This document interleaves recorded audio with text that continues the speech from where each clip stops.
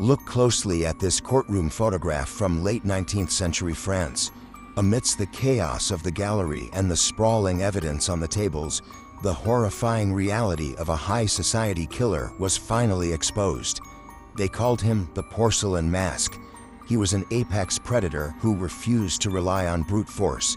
His weapon was refinement, a man who could charm a parlor room, leaving only a single drop of crimson to hint at the butcher beneath. Look at the sheer density of Paris in this era. The City of Light held over 2 million people. Extracting victims from this crowded labyrinth without raising a single alarm required absolute invisibility.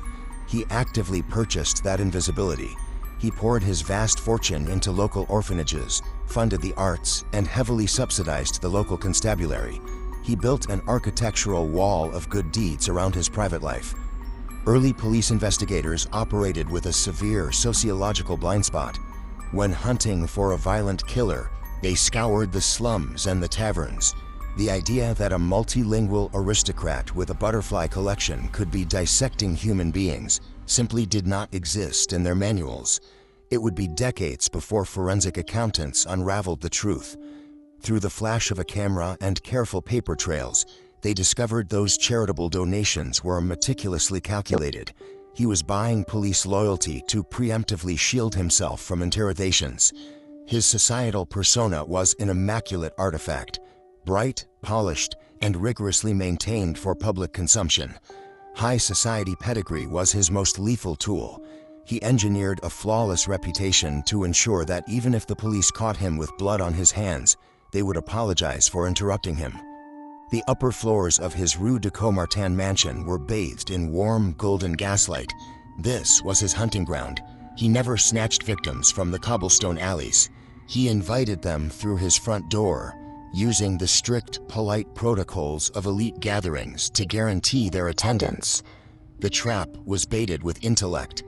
Handwritten invitations, recitations of classic poetry, and the pouring of expensive vintage wine slowly dismantled his guests' natural defenses. Extreme luxury chemically suppresses human survival instincts. When the environment smells of lilies and the host speaks fluent Latin, the brain actively disables its fight-or-flight response. The victims felt entirely safe. He conquered the mind first. By the time his guests realized they were in danger, they had already willingly walked to the center of the snare. The physical layout of his estate mirrored the fracture in his psyche. The gilded parlor sat at the very top, but beneath the floorboards, the warmth evaporated. The architecture drills down into a windowless subterranean space, entirely devoid of etiquette or light. Down here, the illusion ended. His pristine velvet tuxedo jacket hung on an iron hook, brushing against a dark-stained leather butcher's apron. Notice the exact placement of these items. This is a collection of 19th century surgical saws and extraction knives. He arranged them on red velvet with the exact same obsessive precision he applied to his dinner silver upstairs. Forensic psychologists note a total absence of passion or rage in his methods. He operated with a quiet, godlike delusion, viewing his victims not as human beings, but as flawed raw materials waiting to be sculpted. We see the horrifying collision of his two lives in his personal accounting books. He recorded the purchase of a finest Bordeaux in flawless cursive, directly adjacent to a column tracking human bone density measurements. The chilling reality of the porcelain mask lies in that ledger. He dismantled lives with the identical clinical detachment of a watchmaker repairing a gear. By the final months of his freedom, the man who never missed a social beat began to falter. He forgot scheduled meetings with charity boards. He left the basement door unlocked while guests were still socializing in the parlor upstairs. The mental effort of maintaining two separate identities was finally yielding to a visible fracture. The meticulous curation began to slip.